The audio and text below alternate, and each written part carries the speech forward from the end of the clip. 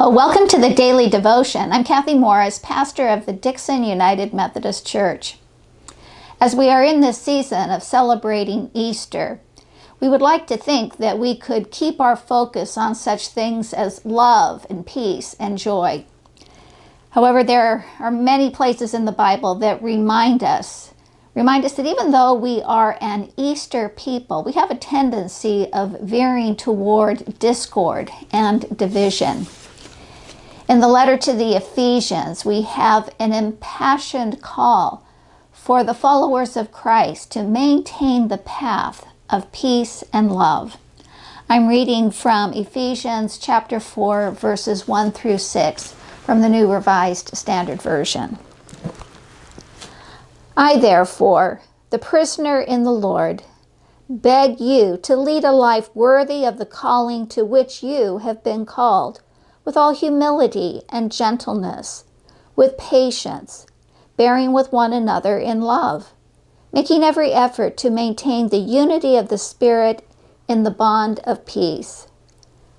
There is one body and one Spirit, just as you were called to the one hope of your calling.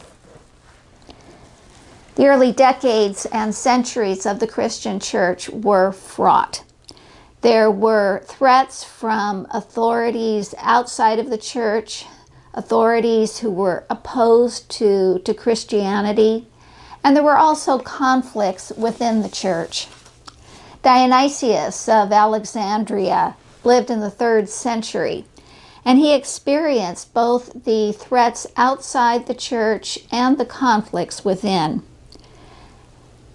He fled Alexandria, fled the city during the reign of Emperor Decius, and then he was banished from the city during the reign of Emperor Valerian.